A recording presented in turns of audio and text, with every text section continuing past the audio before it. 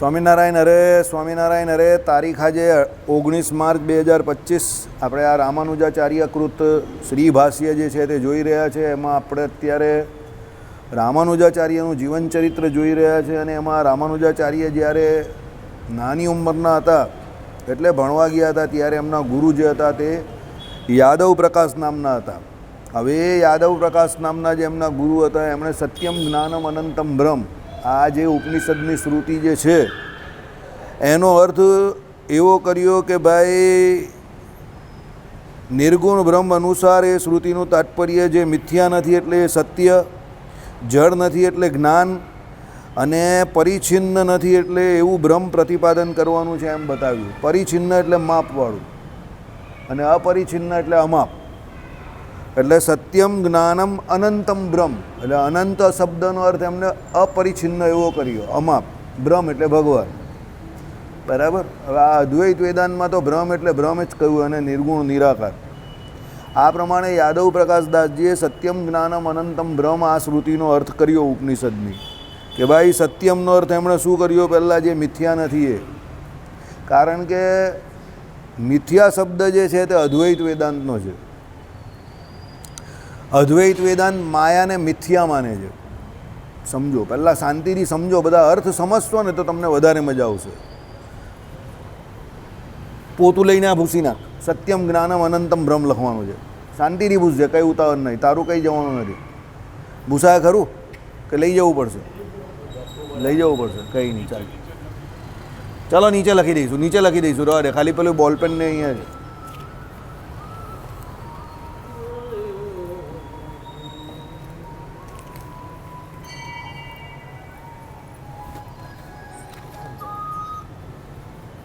Hello, રવા દે, ચલો નકામો છે. હવે સમજો અર્થ શું કર્યો છે. સત્યમ જ્ઞાનમ અનંતમ બ્રહ્મ આ શ્રુતિ છે, બરાબર. હવે સમજવાનું શું છે? અદ્વૈત વેદાંત પ્રમાણે મિથ્યા શબ્દનો એમણે ઉપયોગ અદ્વૈત વેદાંતે ક્યાં કરેલો તે સમજો. મિથ્યા એટલે જે નથી એને એ લોકો મિથ્યા કહે છે. સમજો, એ લોકો માયાને મિથ્યા માને છે. એટલે મિથ્યાનો અર્થ એ લોકો એવો કરે છે કે જે નથી એ તમને દેખાય છે એ માયા છે. દાખલા તરીકે રજ્જુની અંદર સર્પની ભ્રાંતિ થવી તે. રજ્જુ એટલે દોરી. અંધારામાં તમે આમ ઓચિંતા કોઈ રૂમમાં ગયા હો અને ત્યાં કોઈ દોરી આમ કરીને ફટાક દઈને પડે એટલે તમને એવું થાય કે સાપ આવ્યો. સમજો, હકીકતમાં એ સાપ નથી. પછી જ્યારે તમે લાઇટ ચાલુ કરો એટલે તમને ખબર પડે હો આ તો રજ્જુ છે, એટલે દોરી છે. હવે આ જે ભાસ થવો, રજ્જુની અંદર સર્પની ભ્રાંતિ થવી, એ મિથ્યા ભ્રાંતિ છે. હકીકતમાં સાપ જેવું ત્યાં કંઈ હતું નહીં, બરાબર. હવે આ પ્રમાણે આખા માયા તત્વને જે આપણે જે માયાને તત્વ તરીકે વિશિષ્ટ અદ્વૈત વેદાંતિઓ કહે છે, અદ્વૈત વેદાંતિઓ માયા નામના કોઈ તત્વનો સ્વીકાર જ નહીં કરતા. એને મિથ્યા માને છે. એ લોકો બ્રહ્મ સિવાય બીજું બધું મિથ્યા માને છે. એ લોકો શું કહે છે? બ્રહ્મ સત્યમ જગત મિથ્યા. આ કોનું વાક્ય છે? જગતગુરુ શંકરાચાર્ય અદ્વૈત વેદાંતનું વાક્ય છે. બ્રહ્મ સત્ય એટલે શું? એ લોકો એક નિર્ગુણ નિરાકાર જે બ્રહ્મ જે છે એને જ તત્વ તરીકે સ્વીકારે છે. બસ એના સિવાય બીજા કોઈને સ્વીકારતા નથી. જગત જે છે તે મિથ્યા છે. મિથ્યા એ લોકો એટલા માટે માને છે કે બ્રહ્મ જે છે એ જ બધે સર્વત્ર ભરેલું છે. પરિપૂર્ણ બ્રહ્મ જ બધે છે. તો બ્રહ્મ સિવાય બીજું કોઈ તત્વ હોય જ નહીં. તો જગત જે તમને દેખાય છે એ મિથ્યા છે. એટલે મિથ્યા એટલે છે નહીં પણ તમને દેખાય છે. જેમ પેલી રજ્જુમાં સર્પની ભ્રાંતિ, કે દોરીની અંદર સાપ ન હોવા છતાં જેવો તમને ભાસ થયો એનો, સમજો, અને તમે એનાથી એ સમય પર ડરી ગયા, એમાં જગત જે તમને દેખાય છે એ ફક્ત ભાસરૂપ, આભાસરૂપ છે. હકીકતમાં જગત જેવું કંઈ હોતું નથી, બધું ભ્રમ જ છે. અને તમને આ જે ભાસે છે એ તમારું અજ્ઞાન છે. એ શું છે? અજ્ઞાન છે. જે દિવસે તમને જ્ઞાન થઈ જશે કે સર્વત્ર પરિપૂર્ણ બ્રહ્મ જ ભરેલું છે, સબર બ્રહ્મ ભરાય, એ દિવસે તમારું એ અજ્ઞાન ટળી જશે. એટલે જે દિવસે અજ્ઞાન તમારું ટળી ગયું એટલે મિથ્યા રૂપે તમને જે આ જગત ભાસે છે એ દૂર થઈ ગયું. એટલે તમને જ્ઞાન થયું એટલે તમારું કામ થઈ ગયું. બસ આ અદ્વૈત વેદાંતનો સિદ્ધાંત છે. હે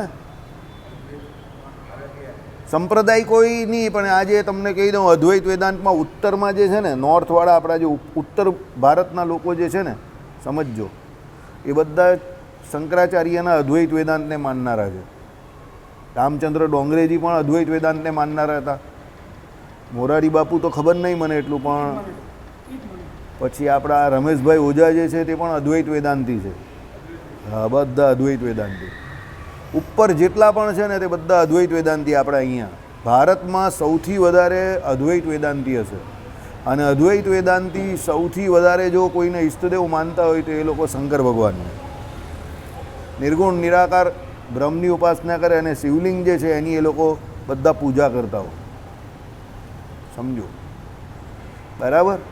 સંપ્રદાય એ લોકોનો કોઈ આમ સ્પેસિફિક કોઈ એવો સંપ્રદાય નથી, પણ ચાર જગતગુરુ શંકરાચાર્ય ચાર ગાદી જે સ્થાપી ગયેલા, ચાર મુખ્ય સ્થાનો પર, મેં તમને આગળ પણ વાત કરેલી. બદ્રીનાથ ઉપર, નીચે જે તમે જોવા જાઓ તો આપણે રામેશ્વર, પછી આ બાજુ તમે જોવા જાઓ તો દ્વારકા આપણે ત્યાં, અને જગન્નાથપુરી. આ ચાર જગતગુરુ શંકરાચાર્યની ગાદી છે, અને આ ચાર જગ્યા પરથી એ લોકો સનાતન સંપ્રદાયનો પ્રચાર કરે છે. અને આ જે ચારે ચાર શંકરાચાર્ય જે છે તે બધા અદ્વૈત વેદાંતનો જ પ્રચાર કરે. સમજી ગયા? એટલે આ અદ્વૈત વેદાંત આ પ્રમાણે છે, બરાબર? એટલે એ પોતે જ સંપ્રદાય છે. જેમ રામાનુજ સંપ્રદાય આખો રામાનુજાચાર્યનો જે છે કે નહીં સાઉથમાં શ્રીરંગ ક્ષેત્રને વિશે, તેમ આ લોકોનો પોતાનો જ અદ્વૈત જે સંપ્રદાય જે છે તે આખો જગતગુરુ શંકરાચાર્યનો આખો સંપ્રદાય અદ્વૈત છે. અને જગતગુરુ શંકરાચાર્યને માનનારા ઘણા બધા એવા આચાર્યો છે, આજે પણ છે આ પૃથ્વી ઉપર. મેજોરિટી એમની જ છે આજે પણ, બીજા બધાની ઓછી હશે, બરાબર? ચાલો, એટલે એ લોકોએ, એટલે યાદવ પ્રકાશદાસજી પોતે અદ્વૈત વેદાંતને માનનારા હતા. એટલે એમણે સત્યમ જ્ઞાનમ અનંતમ બ્રહ્મ, એનો બ્રહ્મને જે લાગ્યું એટલે એનો અર્થ એવો કર્યો, સત્યનો અર્થ શું કર્યો? મિથ્યા નથી તે. કારણ કે મિથ્યા કોણ છે? તો માયા છે, સમજો. પણ બ્રહ્મ જે છે એને મિથ્યા પણ લાગે નહીં, એને તો એ લોકો સત્ય જ માને છે. એટલે જે મિથ્યા નથી એવો અર્થ એમણે સત્ય માટે કર્યો. કોના માટે? બ્રહ્મને લઈને. સમજવા જેવું છે. ગઈકાલે બહુ ઓછા સમયમાં આપણે સમજેલા એટલે, બરાબર? એટલે હમણાં અદ્વૈત વેદાંતના અનુસાર અર્થ કરેલો છે. એટલે સત્યમનો અર્થ એમણે શું કર્યો? નિર્ગુણ બ્રહ્મ અનુસાર એ શ્રુતિનું તાત્પર્ય એ મિથ્યા નથી. કોણ? બ્રહ્મ. બીજું જ્ઞાનમનો અર્થ એમણે એવો કર્યો એ જડ નથી. જડ નથી, એ માયા જડ છે, સમજો. એમણે આખો અર્થ માયામાં એ ભગવાનને ન લેવામાં એ પ્રમાણે લીધો. ભગવાનને ભગવાન સાબિત કરવા સિવાય એમણે શું માયામાં એને ન લેવાય એ પ્રમાણે અર્થ કર્યો કે ભાઈ એ મિથ્યા નથી, બરાબર? માયા જેમ મિથ્યા દેખાય છે એટલે એ સત્ય તત્વ છે. કોણ? બ્રહ્મ. એટલે એ મિથ્યા નથી. બીજું એ જળ પણ નથી. અને ત્રીજું અનંત, એટલે અપરિછિન્નને બદલે એમણે શું કહ્યું કે પરિછિન્ન નથી. એટલે એ બ્રહ્મ જે છે તે મર્યાદાવાળું કોઈ તત્વ નથી, એ દરેક જગ્યા પર સબર બ્રહ્મ ભરા હુઆ હે. એટલે એમણે શું કહ્યું? અનંતનો અર્થ શું કર્યો? એ પરિછિન્ન નથી. આવો અર્થ એમણે કર્યો. પરિછિન્ન એટલે માપવાળું. એટલે બ્રહ્મની વાત તમે જ્યાં પણ કરો તે અમાપ છે, આવો અર્થ એમણે કર્યો. કોના પ્રમાણે કર્યો? શંકરાચાર્યના અદ્વૈત વેદાંત પ્રમાણે કર્યો. આ મત આપણો નથી, યાદ રાખજો.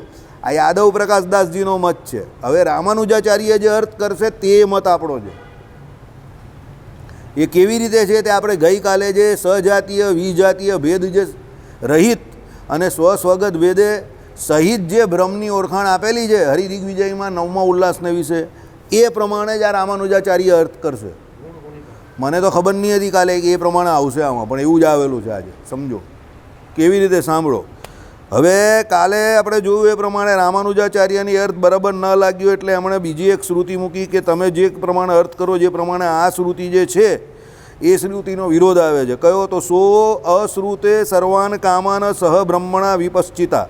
એટલે સર્વજ્ઞ બ્રહ્મની સાથે એ સર્વ કામો ભોગવે છે એનો બાદ આવે છે. કારણ કે એમાં બ્રહ્મને સર્વકામ એટલે ઈષ્ટુ વસ્તુઓનું નિધાન અર્થાત કલ્યાણ ગુણયુક્ત માનેલું છે. એ કાલે આપણે સમજી ગયા કે ભગવાન જે આપણે માનીએ છીએ વિશિષ્ટાદ્વૈત વેદાંતી, એ સર્વ કલ્યાણકારી ગુણે સહિત છે. કારણ કે એમનામાં એ બધા ગુણ રહેલા જ છે.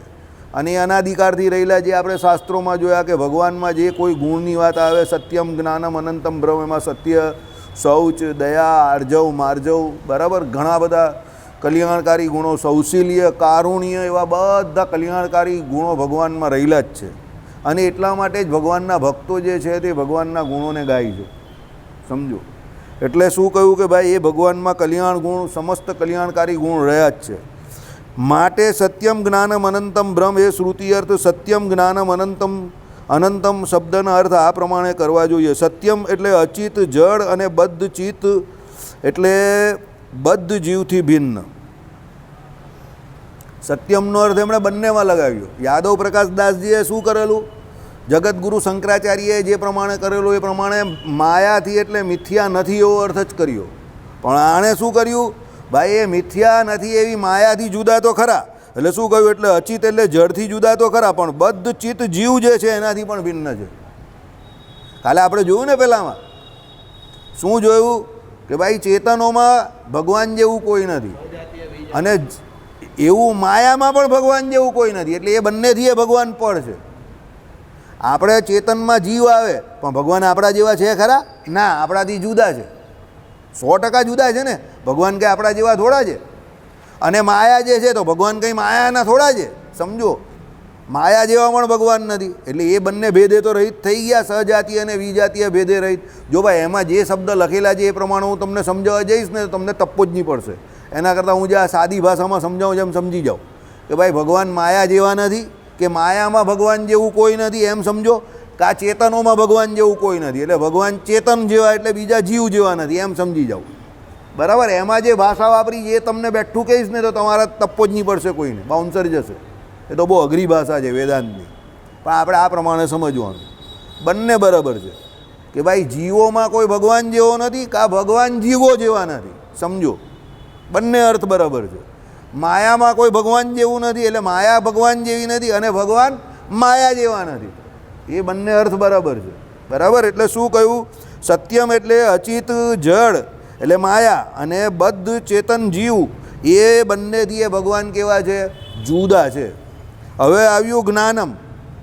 જો જ્ઞાનમમાં શું આવે, જીવમાં જ્ઞાન રહેલું છે. પાછું સમજજો, જીવ કંઈ જ્ઞાને રહિત નથી, પણ માયા જે છે તે જ્ઞાનથી વિરુદ્ધ છે પાછી. એટલે એનો અર્થ શું કર્યો સાંભળો.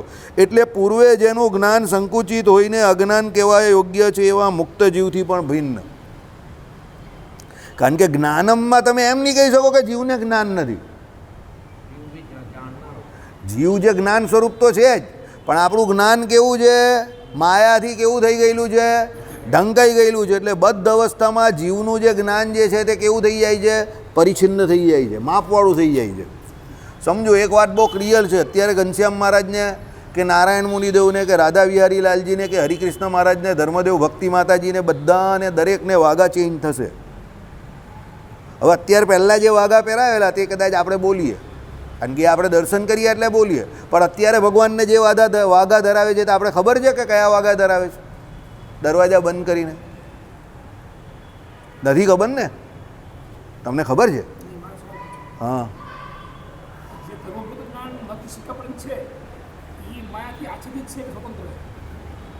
અરે આચ્છાદિત જ છે ને. તો આપણું પૂરેપૂરું સ્વતંત્ર છે, પણ કેવી રીતે સ્વતંત્ર? પૂરું થોડું સ્વતંત્ર છે. ધર્મભૂત જ્ઞાન આપણું છે તો સંકુચિત જ છે ને. તો પણ એટલે તો આ સવાલ મેં તમને, સવાલનો જવાબ હું જે આપું છું, પણ તમે સાંભળતા નથી. બરાબર? તમારું ધર્મભૂત જ્ઞાન જે હોય તે માયાથી સંકુચિત ન હોય. સમજો, એ પેલા અક્ષરધામના મુક્તની જેમ અનંતકોટી બ્રહ્માંડમાં વ્યાપીને રહેલું હોય તો તમને અત્યારે વાઘા કયા ધરાવે તે ખબર પડે ને. અહીંયા બેઠા બેઠા કા ખબર પડે? હું ઉદાહરણ સાથે તો સમજાવું છું, તમે વચ્ચે તીર હું કામ છોડો છો? પહેલાં સાંભળો તો ખરા મને, પછી પ્રશ્ન પૂછો. તમારું ધર્મભૂત જ્ઞાન જે છે તે તમારા જ્ઞાનના વિષયમાં જે આવે છે એટલું જ તમને ખબર પડે છે ને. એટલે સંકુચિત તો ખરું જ ને. તમે અહીંયા બેઠા બેઠા તમારા ઘરે શું થઈ રહ્યું તે જોઈ શકો છો? સમજો, તમે અત્યારે તમારા ઘરમાં શું થઈ રહ્યું તે જોઈ શકો છો? નહીં જોઈ શકતા ને. પણ અક્ષરધામના મુક્તો છે કે ભગવાન જે છે એને અનંતકોટી બ્રહ્માંડમાં શું થઈ રહેલું છે એક કાલા વિચિન્ન તે ખબર પડે છે ને. એટલે એમનું ધર્મભૂત જ્ઞાન મુક્તોનું કેવું છે, વિસ્તારને પામી ગયું, સર્વવ્યાપક થઈ ગયું. પણ ભગવાન તો ધર્મી પોતે જ સર્વત્ર વ્યાપક છે, દરેક જગ્યા પર. એટલે એમના જ્ઞાનમાં કોઈ દિવસ ઉણપ કે ઓછપ આવી જ નથી, કે આવવાની પણ નથી. જીવ અને ભગવાનના જ્ઞાનમાં આટલો ફરક છે. તમારું ધર્મભૂત જ્ઞાન છે એને કરીને તમે વ્યાપક થાવ, મુક્ત થાવ ત્યારે. બદ્ધ અવસ્થામાં તો તમારું ધર્મભૂત જ્ઞાન કેવું છે, નખથી શીખા પર્યંત ને સંકુચિત, પાછું એ પણ કર્મને આધારે. જે બિચારાના બલ બોલવાઈ જાય એની સામે કોઈ ગમે એ કરે એને થોડું દેખાય, બલ બોલવાઈ જાય એટલે તમે સમજી ગયા ને. હા, જેના કાનની બિચારાની શક્તિ ચાલી જાય સાંભળવાની, તમે એની બાજુમાં ગમે એટલું સારું પદ કે કીર્તન આ ગોપાલભાઈને શોખ છે એ પ્રમાણે વગાડે, બિચારાને કાં સંભળાય, એને કાં આનંદ આવે? સમજો, જે બિચારાના કોરોનામાં નાક ચાલ્યા ગયા એને ગમે એવી સુગંધીદાર વસ્તુ ભગવાનને ધરાવે એને કંઈ સમજ પડે છે? સમજો, હવે એના કર્મને આધીન થયું ને, આઈડિયા આવી ગયો. હવે એને આંખ તો છે, કાન પણ છે અને નાક પણ છે પેલાને, સમજો. એટલે ઉપકરણો તો છે પણ બધાની શક્તિ કેવી છે? તારતમ્યતાવાળી થઈ ગઈ. જેવી વિજયભાઈની છે એવી મારી નથી ને, જેવી મારી છે એવી આની નથી ને, જેવી આની છે એવી આની નથી ને, જેવી આની છે એવી પેલાની નથી. કેમ? કાળે કરીને કર્મે કરીને એ જીવ જે છે એને જે પ્રમાણેના કર્મ કરેલા એ પ્રમાણે એના ધર્મબુદ્ધ જ્ઞાને કરીને જે કોઈ એના ઇન્દ્રિયો અંતકરણમાં જે ધર્મબુદ્ધ જ્ઞાન રહ્યું અને સામે જે વિષયની એને ઓળખાણ થાય છે કે થવી જોઈએ એ એના કર્મના તારતમ્યતાને પ્રમાણે તારતમ્યતાને પામી ગયા. પહેલાં 10 વર્ષ 20 વર્ષ પહેલાં હું જે દેખાતો હતો એવો અત્યારે નથી દેખાતો, અને 20 વર્ષ પહેલાં હવે ને આવો અત્યારે દેખાવ એવો નહીં દેખાવાનો. ત્યારે મારી જેટલી દ્રષ્ટિ ચાલતી હતી એટલી અત્યારે નહીં ચાલવાની. કાળે કરીને ને મારા કર્મે કરીને શું થયું એ દ્રષ્ટિ હવે પહેલાં જેવી નહીં રહી, સમજો. પણ મુક્ત અવસ્થામાં જે જીવ પહોંચી ગયા એને એ પ્રોબ્લેમ થોડો થવાનો છે.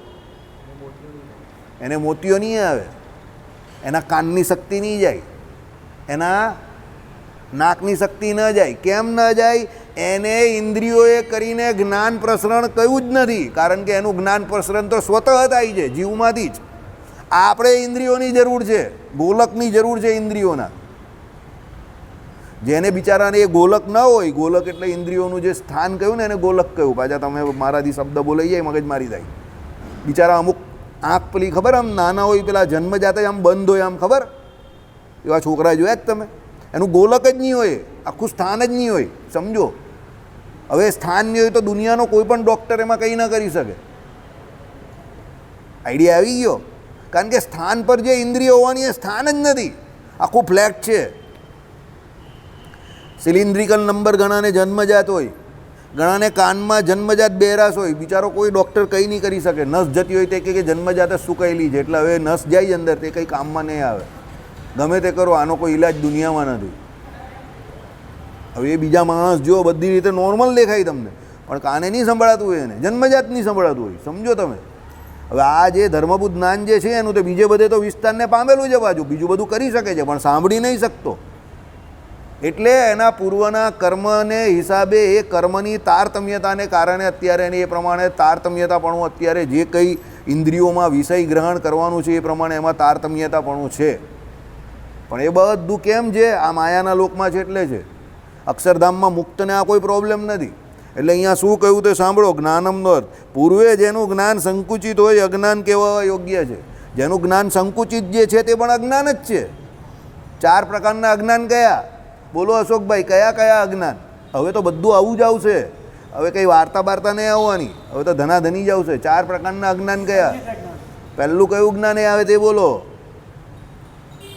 પહેલું કયું આવે? વિપરીત આવે. વિપરીતનો અર્થ એટલે શું થાય? વિપરીત એટલે શું? વિપરીત એટલે શું? ઉદાહરણ સહિત સમજાવો.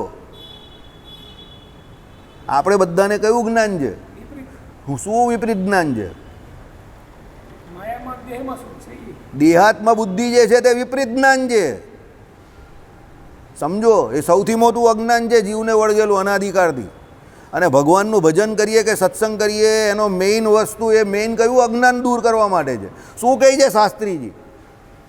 તમે મને કહેતા હતા ને હમણાં ઘનશ્યામ મહારાજ પાસે કે પ્રદક્ષિણા શરીર ઉતારવા માટે કરવાની નથી, અહીંયા આવીને પટિયા પાડવાના નથી, અરીસામાં જોઈને રોજ તૈયાર થવાનું નથી, કહેતા હતા ને શાસ્ત્રીજી.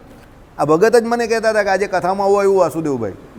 તે શું છે? આપણા બધાનું વિપરીત જ્ઞાન છે કે દેહને વિશે આપણે શું માની દીધું છે? પોતાપણાની એ થઈ ગઈ છે આપણે, એટલે એ અજ્ઞાન છે. દેહાત્મ બુદ્ધિ જે આવી તે. એના પછી અન્યથા જ્ઞાન. મારા જેવો સ્વતંત્ર કોઈ છે નહીં. કોણ? હિરણ્યકશુપી જેવો. હું પોતે જ છું, સર્વત્ર બ્રહ્મ. એટલે હું સ્વતંત્ર છું. ભગવાન કોઈ? જય સ્વામિનારાયણ. હું પોતે સ્વતંત્ર મારા કર્મ કરવામાં.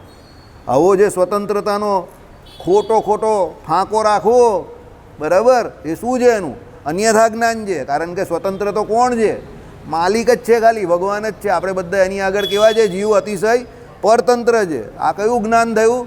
અન્યથા જ્ઞાન. પછી શું આવે? સંશયાત્મક. ભાઈ શું હશે? આવું પણ હોઈ શકે ને પેલું પણ હોઈ શકે. આગ લાગી છે તો ધુમાડો દેખાય. ભાઈ ધુમાડો દેખાયો ચોક્કસ તો કશે આગ લાગી જોઈએ. અરે પણ એવું જરૂરી નથી કે બધે ધુમાડો હોય તો આગ જ લાગે.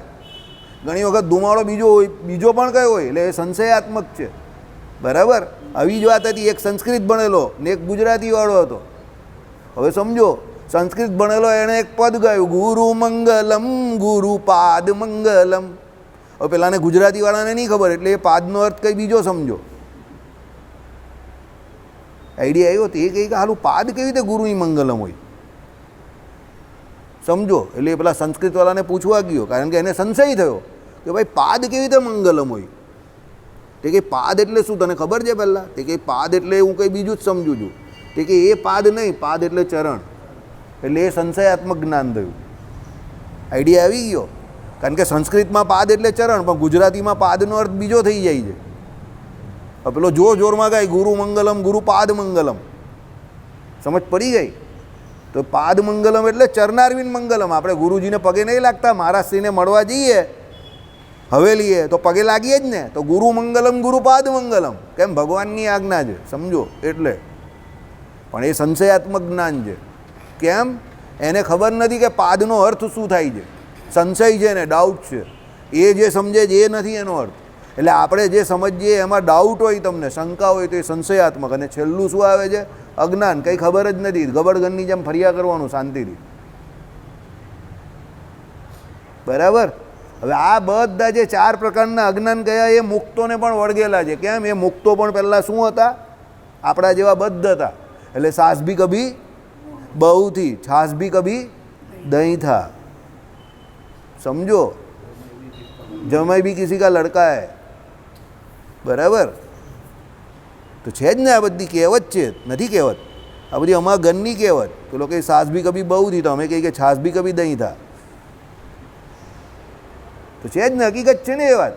આઈડિયા આવી ગયો તમને? એટલે એ મુક્તને વિશે પણ આ વસ્તુ જ્ઞાનમાં આટલી શંકાસ્પદ છે. કઈ? કે ભાઈ અજ્ઞાન નામનો અવગુણ એને પણ હતો ગમે ત્યારે. કારણ કે એ પણ કોઈ કાળે બદ્ધ હતો.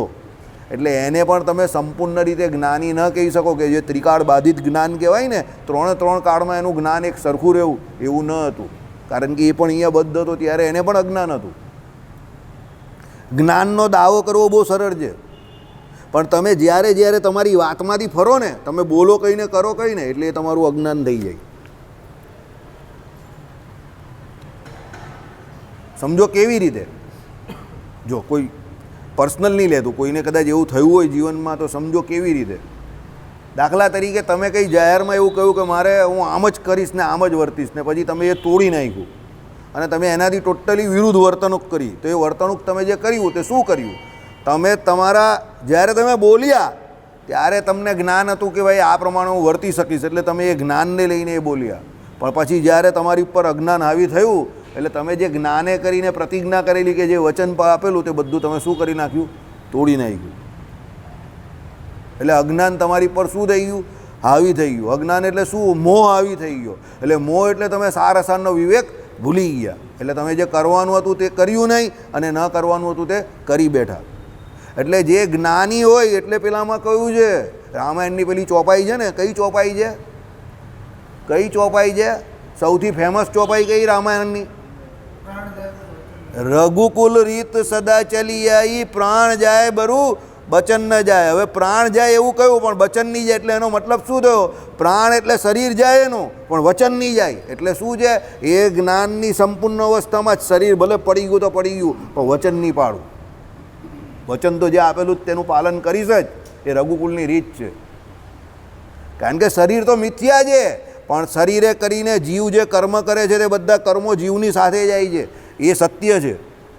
આઈડિયા આવી ગયો? એ વાતનું એને સંપૂર્ણ ભાન હતું બધા રઘુવંશીઓને. એટલે એ કહેતા હતા રઘુકુલ રીત સદા ચલી આઈ, પ્રાણ જાય બરું બચન ન જાય. અત્યારે અભી બોલા અભી ફોક. સમજી ગયા? એટલે જ્ઞાનની ચર્ચા કરવી ચાય પે ચર્ચા જેવું છે. સોશિયલ મીડિયા પર અલગ અલગ જગ્યા પર અલગ અલગ સભામાં ઘણી બધી ચર્ચા થાય, પણ જ્ઞાનને અનુભવમાં લાવીને, આચરણમાં લાવીને જીવનમાં ઉતારવું, જેટલી એની ચર્ચા કરવી અઘરી છે એટલી જ એને ઉતારવું એનાથી 100 ગણું 1000 ગણું અઘરું છે. સમજો, જ્ઞાન શબ્દ બહુ અઘરો શબ્દ છે. બોલવું બહુ સરળ છે ને એવા દાવા કરવા બહુ સરળ છે કે ભાઈ મને જ્ઞાન થઈ ગયું. કારણ કે આમાં જ શ્રી ભાષ્યમાં જ આવશે કે જે એવું કહે છે કે મને જ્ઞાન થયું એને જરા પણ એ બ્રહ્મ તત્વનું જ્ઞાન હજુ થયું નથી, અને જેને થયું છે એવું કહેશે કે હજુ હું કંઈ સમજો જ નથી. એટલે જે એવું કહેતા હોય કે ભાઈ મને જ્ઞાન થઈ ગયું, ભગવાન બચાવે એવા લોકોથી આપણે આવું બ્રહ્મસૂત્ર કહે છે, આગળ આવશે. બ્રહ્મસૂત્ર એક એવો ગ્રંથ છે કે જે તમારી જેટલી બધી આ બધી અંદર ભ્રાંતિઓ છે ને એ બધી તોડી નાખશે. જો આમાં નહીં આવ્યું બૌદ્ધ મતવાળું પણ કે ભાઈ ગૌતમ બુદ્ધને બધા નાસ્તિક એટલે વેદોનું ખંડન કરનારા માને, પણ એ તો ખાલી એની એક બ્રાન્ચ હતી. એક એવું એકાદ વખત એકાદ આજ્ઞાને લઈને જ એમણે એવું કહ્યું છે કે ટોટલી વેદ વિરુદ્ધ હતા જ નહીં. આવી ગયું ને આમાં ભ્રાંતિ શું વર્તે છે આખા ગામમાં કે એમણે બધા વેદ વિરુદ્ધ કામ કર્યા છે. એ મિથ છે, કુમાન્યતા, એ હકીકત નથી. સમજી ગયા? એટલે એ તમને આ પુસ્તક હંમેશા આ રીતે જ કામમાં આવે. પુસ્તક તમને હકીકતમાં શું હોય માહિતગાર કરે સાચી ઘટનાથી. એટલા માટે સત્સંગ જરૂરી છે. મૂળ શાસ્ત્રનો અભ્યાસ એટલે જરૂરી છે. એટલે આમાં શું આવ્યું? જ્ઞાનમ એટલે પૂર્વજનું જ્ઞાન સંકુચિત હોય અજ્ઞાન કહેવા યોગ્ય છે. એટલે સંકુચિત જ્ઞાન જે છે તે બધું શું છે? અજ્ઞાન છે. એટલે અત્યારે આપણે બધા કેવી અવસ્થામાં જ જ્ઞાનની? આપણે બધા અત્યારે કઈ અવસ્થામાં જ જ્ઞાનની? એટલે સંકુચિત અવસ્થામાં જ છે ને, એટલે જ્ઞાનની. એટલે આપણે બધા અત્યારે કઈ કેટેગરીમાં આવીએ? અજ્ઞાનની કેટેગરીમાં આવીએ. સમજો, હું ક્યારનો એ જ સમજાવવાનો તમને પ્રયત્ન કરું છું કે એવો દાવો નહીં કરતા કોઈ દિવસ કોઈ કાળે. આખું બ્રહ્મસૂત્ર પૂરું થઈ જાય પછી પણ કે મને જ્ઞાન થઈ ગયું છે. એટલે જ હું આ ગળા ફારું છું. સમજવું બહુ અઘરું કામ છે, બહુ કઠણ કામ છે. દાવા કરવા બહુ સરળ છે. અને યાદ રાખજો, જેને સમજ પડવા માંડશે ને એ દાવા કરતો બંધ થઈ જશે. કોઈ પણ પ્રકારના જે દાવા કરે છે ને હજુ કોઈ પણ પ્રકારના જે જગ્યા પર કરતો હોય હજુ એને બહુ વાર છે. પાણી હજુ ઊંડું નહીં થયું. એ જ વ્યક્તિ દાવા કરે. જેને સમજ પડી ગઈ ને એના પરસેવા છૂટી જાય, રેપ જેપ થઈ જાય પરસેવાથી. અહીંયાથી પરસેવો નીકળે ને તો પગના તળિયા સુધી પહોંચે ને એને એમ થઈ જાય કે હાલું બહુ બાકી છે કામ, આપણે કંઈ કરતા જ નથી. એ દાવો કરવામાં ખોટો સમય નહીં બગાડે. એના બધા રેલા ઉતરી જાય એવી વસ્તુ છે આ બધી. સમજ પડી ગઈ? એટલે શું કહ્યું આમાં કે ભાઈ એ જ્ઞાન સંકુચિત એનું છે એટલે એ અજ્ઞાન કહેવા યોગ્ય છે એવા મુક્ત જીવથી પણ ભિન્ન. એ તો મુક્તની વાત કરેલી જ પાછી આમાં. આપણે તો અત્યારે બધા જ છે પૂરેપૂરા. સમજો, આત્મા પોતે જ્ઞાન સ્વરૂપ છે, પણ આપણે એ આત્માને અનુલક્ષીને આખા દિવસમાં કેટલા કામ કરીએ છીએ અને દેહને અનુલક્ષીને કેટલા ટકા કામ કરીએ છીએ વિચારો. એટલે આપણે અજ્ઞાનથી પ્રેરિત થઈને વધારે કામ કરીએ છીએ અને જ્ઞાનથી પ્રેરિત થઈને બહુ ઓછા કામ કરીએ છીએ. એટલે આપણું જ્ઞાન સંકુચિત જ છે. એટલે આપણે કોઈ જ્ઞાની નથી. એટલે એવો દાવો કરતા નહીં. મારી સામે તો ન જ કરતા, ગેરંટેડ કહું છું. મારી સામે તો કરતા જ નહીં, જરા પણ ન કરતા. જ્યાં બીજા તમને વખાણ કરતા હોય અને તમને એવા શોખ થતા હોય, મસા ઉભરતા હોય તો કરજો. મારી સામે તો કરતા જ નહીં જ્ઞાનના મસા. ભજન કરજો શાંતિથી. બાકી જ્ઞાનની બહુ મોટી મોટી ફેંકાફેંકી કરતા જ નહીં. એ બધો પાવર ઉતરી જાય તમારો 10 મિનિટની અંદર. બરાબર? ચાલો, પછી આવે અનંતમ. એટલે નિત્ય જ્ઞાનવાન પાર્ષદો જે અણુ સ્વરૂપ છે તેઓ થકી પણ ભિન્ન. હવે અહીંયા કોની વાત કરી? અનંતમ એટલે નિત્ય જ્ઞાનવાન પાર્ષદો, જે અક્ષરધામના મુક્તો નિત્ય મુક્તો જે છે ને એ તો કોઈ દિવસ અહીંયા આવેલા જ નહીં. સમજો, પાર્ષદો જેવો અણુ સ્વરૂપ છે પણ એનો જીવ કેવો છે? અણુ સ્વરૂપ છે. કારણ કે રામાનુજ વેદાંત પ્રમાણે એવું અશોકભાઈ ખજવાળોની નહીં સમજ પડશે. હમણાં 3 અર્થ અમારી વાંચીને સમજાવવાનું કહીશ ને તો પણ નહીં સમજ પડશે. બહુ અઘરું છે. સાંભળો, નિત્ય મુક્તો જે છે, બરાબર, જે કોઈ દિવસ આ લોકમાં આવ્યા નથી. હવે તમે એમની ઉપર પેલા બધોની ઉપર જે શક કર્યો એ શક તો નહીં કરી શકો કે ભાઈ એનું જ્ઞાન સંકુચિત છે. કારણ કે એ તો કોઈ દિવસ આવ્યા જ નથી. ઉલટી ભગવાન અહીંયા અવતાર ધારણ કરે છે, પણ ભગવાન પણ કાળ કર્મ માયાથી પર છે. અને આ પણ કોઈ દિવસ આ લોકમાં આવ્યા નથી તો એ પણ કાળ કર્મ માયાથી પર જ થયા. તો પછી એની ઉપર તમે કઈ શંકા લગાવી શકો? તો એની પર આ શંકા લાગે. સાંભળો શું? એટલે નિત્ય જ્ઞાનવાન પાર્ષદો જેઓ અણુ સ્વરૂપ છે તેઓ થકી ભિન્ન. એનો આત્મા જે છે તે કેવો છે? ધર્મી જે છે તે અણુ સ્વરૂપ છે, આટલો નાનો અણુ જેટલો સૂક્ષ્મ છે. ત્યારે ભગવાન પરમાત્મા કેવા છે? સર્વવ્યાપક છે. એટલે એના કરતાં પણ ભગવાન કેવા છે? જુદા છે.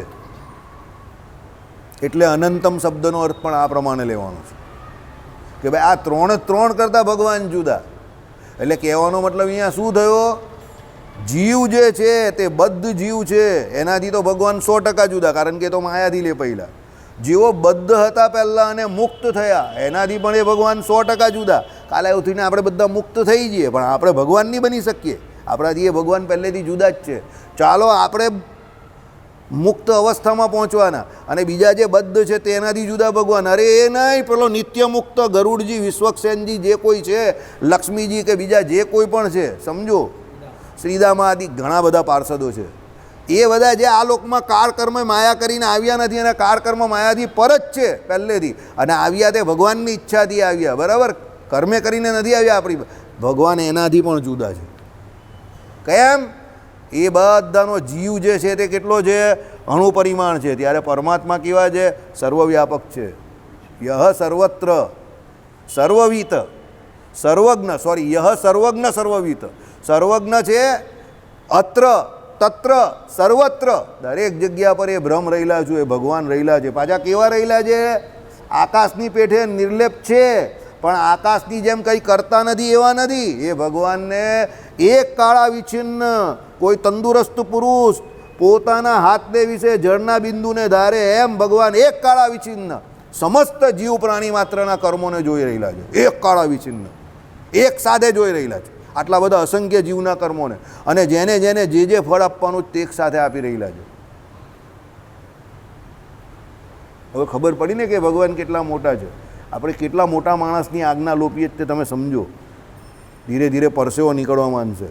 ક્યું? ગલા સૂક ગયા ના, આવાજ બેઠ ગઈ ના, સમજ પડી? આ ભગવાન છે. આપણે વાતે વાતે વાતે વાતે એ ભગવાન આવ્યા નહીં ને આવશે નહીં ને સર્વ કારણના કારણને બધી મોટી મોટી છોડ્યા કરીએ અને એની મોટી મોટી આજ્ઞા લોપીએ જ ને, એ આ ભગવાન. એની ઓળખાણ થશે તમને આમાં. આ છે ચોખ્ખું ગી. હવે આનો અર્થ જો આવી રીતે થયો: સત્યમ જ્ઞાનમ અનંતમ બ્રહ્મ. શું અર્થ થયો તે સાંભળો. સત્યમ એટલે અચિત એવી માયા, એટલે એ, અને બદ્ધ જીવ એનાથી એ ભગવાન ભિન્ન. કારણ કે વિશિષ્ટાદ્વૈત વેદાંતમાં માયાને પણ શું કહી છે? સત્ય કહી છે. એટલે ભગવાનને એનાથી જુદા પહેલાં ઠરાવવા પડે ને. કેટલા તત્વ આપણામાં અનાદિ છે? બોલો મુકુંદાસ, બોલ ભાઈ, બોલ ભાઈ. હા, જીવ ઈશ્વર ને માયા ત્રણે ત્રણ તત્વ અનાદિ છે, એટલે ત્રણે ત્રણ સત્યમાં આવે.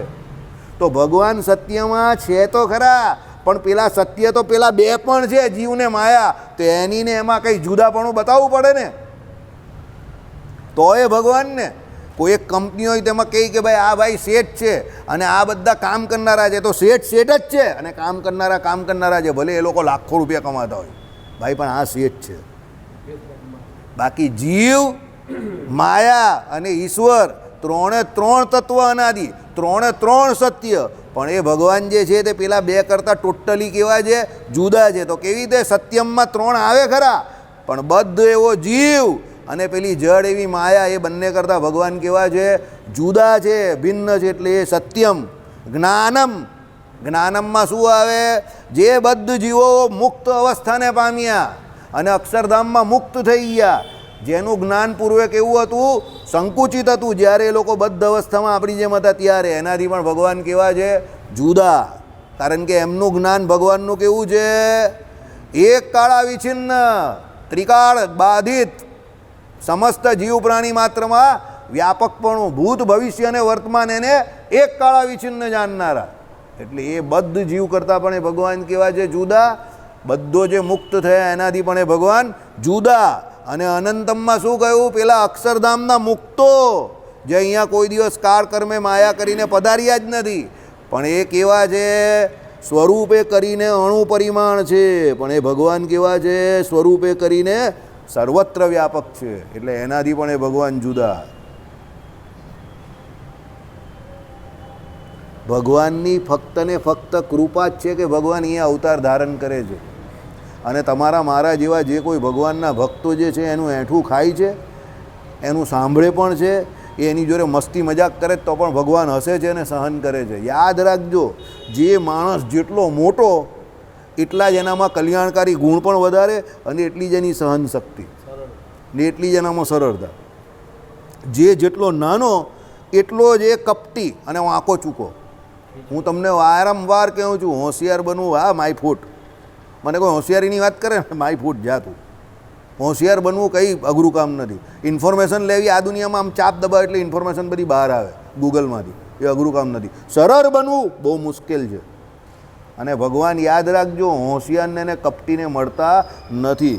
સરળ હશે ને તો પેલો ભીલ હતો ને, કોણ, ગુરાજા, એની માતા જે હતી ને, ભગવાને શું કહ્યું, તમે અમારી માતા કૌશલ્યા જેવા છો, એમ તને ભગવાન એને પગે લાગ્યા. અને ગુરાજા આદિવાસી હતો, જંગલી, એને ભગવાન પગે લાગ્યા નહીં, એને ભગવાન ભેટીને રડ્યા કે તું મારો મિત્ર છે. પેલો રડ્યો એકચ્યુઅલી, ભગવાન એને ભેટ્યા એટલે કે આ અયોધ્યાના એમ કે ચક્રવર્તી સમ્રાટના યુવરાજ રાજા, આમ તો રાજા રામ મને ભેટે છે એમ કે મને મિત્ર કહી જનો. પેલો બિચારો રડી પડ્યો. સબરી ભીલને ભગવાન જાતે મળવા ગયા. સરળ વ્યક્તિ એટલે ભગવાન જાય ને. પેલા બધા સાધુ સંતો હતા ને, જેને એડ્રેસ પૂછેલું ને ભગવાને, એ બધી નાટક કરતા હતા ને, એ તો ભીલ છે ને, એ તો આમ છે ને તેમ છે ને, ભગવાને એ લોકોને ભી પાડી દીધેલી. બધા કર્મકાંડી તો બહુ હતા, એ બધા શાસ્ત્રનું જ્ઞાન પણ બહુ હતું, પણ ભગવાને એ લોકોને ભી પાડી દીધેલી. છેલ્લે સબરીજી જે જગ્યા પરથી વૈકુંઠ લોકમાં ગયા હતા, એ ધૂળ જે છે ને, એ ધૂળ એમણે નાખીને પછી એ એમનું જે સરોવર હતું તે પવિત્ર થયું. કેમ? સબરી ભીલ કંઈ વેદાંત નહીં ભણેલા હતા, એ તો ભીલ જાતિના હતા, પણ બહુ સરળ હતા. એટલે કપટીને ભગવાન નહીં મળતા, હોશિયારને ભગવાન નહીં મળતા. એટલે તમે બહુ પેંતરા બતાવતા હો કે હું જ હોશિયાર, તો પેંતરા બતાવતા બધા નહીં જ આવડે આખા ગામને. સરળ બનો. ભગવાન જેવા બનવું હોય, ભગવાન પાસે જવું હોય તો ભગવાન જેવા ગુણ અહીંયા કેળવો. નિત્ય નિર્દોષ. નાના છોકરામાં જેમ ભગવાન રહેલા હોય ને, અને કેટલા નિર્દોષ હોય. અહીંયા એક છોકરો આવેલો કોઈ ઉત્સવને દિવસે, અને કોઈ એનો મોબાઈલ લઈ ગયો. એવો બિચારો કહેતો હતો એમ કે હરિભગત થઈને આવું કર્યું એણે મારી જોડે. હું તો ઘનશ્યામ મહારાજ પાસે ઊભો રહેલો ને, એ મારી પાસે મોબાઈલ જોવા માંગ્યો, મેં એને આમ જ આપી દીધો, અને એ મારો મોબાઈલ લઈને ચાલ્યો ગયો. અંકલ, આ બરાબર નહીં કહેવાય ને. એ છોકરો મને જે બોલ્યો ને, મને અહીંયા લાગી આવ્યું આની વાતમાં પણ, કારણ કે ભગવાન એને મારશે એમ કહેજો. આવું કર્યું મારી જોડે. જન્માષ્ટમી જ હતી કદાચ. એ છોકરો ભગવાનના દર્શન કરવા આવ્યો, કોઈ એનો 25,000નો મોબાઈલ લઈ લીધો. આવા લોકો સાલા મંદિરે આવે છે, નઠ્ઠારા લોકો. મને બહુ નફરત છે. પેલા છોકરા પાસે મોબાઈલ લઈ લો તમે, કપટ કરો તમે. આને ગણવાનો, આને નહીં ગણવાનો, આ તો આવો છે, પેલો ફેલો છે, પેલો ફલાણો છે, ઢીમકો છે, પારકો છે, પોતાનો છે. તમે નક્કી કરવાવાળા કોણ આ બધું? મને એમ થાય, તમને કોણે કહ્યું કે આવું બધું નક્કી કરો? આવી બધી બુદ્ધિ હશે ને, ભેદ બુદ્ધિ, ત્યાં સુધી કંઈ ભગવાન મળવાના નથી. સમજો, આ તત્વ, પરમાત્મા તત્વ સરળનું કામ છે. સરળ બનો જેમ બને તેમ વધારે. વાંકા ચૂકા બનવાથી કંઈ ભગવાન મળે નહીં, કોઈ કાળે નહીં મળે. બરાબર? ચાલો. શ્રીપતિમ શ્રીધરમ સર્વદેવીશ્વરમ ભક્તિધર્મ આત્મા